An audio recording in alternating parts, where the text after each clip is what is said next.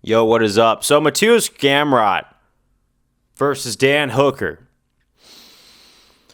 I mean, obviously on paper, the decision should be clear. Gamrot.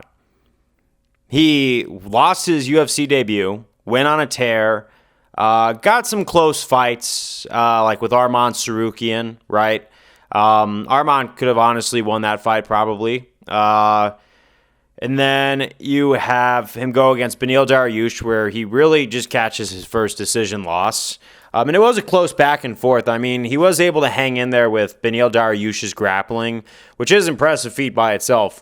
But it just never felt like he had any of those like wins that really eclipsed the rest of the division or really justified that he's ready for a title shot. You know, because a lot of them were just always these super close decisions. And he even did pull an upset where he fought Rafael Fiziev, and the thing is it ended in such a freak injury that we're looking at it saying, obviously, they're going to have to run that back when Rafael comes back in the mix. Now, obviously, I think Rafael Fiziev is to take that fight right away might be a mistake. He's going to at least have to dip his toe in the water, get healed up, get back up to full speed, not have all that octagon rust, and then fight Gamrot so he could really make a statement and prove that was a fluke.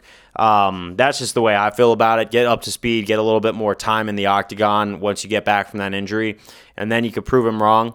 But he's obviously, a lot of people say that he's one of the flukiest fighters. And now he's going up against Dan Hooker, mainly because he needs a fight. He wants to stay active. He wants to fight someone this year. And he should. Honestly, here we go. But Dan Hooker, obviously, he's not in his prime anymore, but even past his prime, he still can win a fight. Now, looking at just careers, I think it's a landslide that I think Gamrot's going to win this one.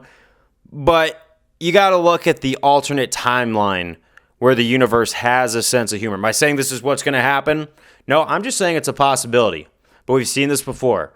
No one thought Dricus du Plessis was going to beat Robert Whittaker. I remember I said I picked Dricus in that fight just because I said something tells me, we are going to get thrown a curveball by Mother Earth and Father Time right now. And then I remember when I was like, I think Sean Strickland's going to pull an upset against Adesanya, right? Just because we are looking at it on paper and saying, okay, this should not happen, but the data ends up just being wrong and the universe throws the UFC fan base a curveball.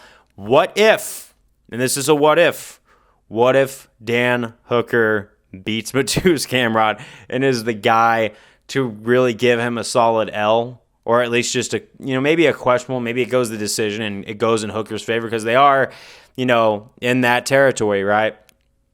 I'm just saying a guy can dream.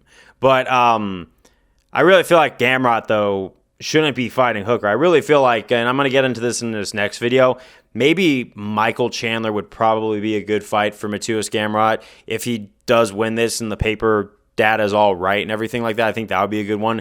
Mainly because the whole Conor McGregor situation has taken another turn for Michael Chandler, and Michael Chandler is going to need a fight. And I think that, honestly, we just got to give him something too. But, we'll see. I want to see if Mateusz gets through this because I'm just getting that gut feeling that we're going to see a funny decision. I don't know what it is. I could just be being paranoid right now. We'll wait and see. But if it happens, it happens. And if Dan Hooker somehow pulls up, which I have him as a heavy underdog, if he somehow defies the odds and gets this one, I think I got to trust that gut feeling that weird stuff is over the horizon a little bit more. And it's no offense to Dan Hooker.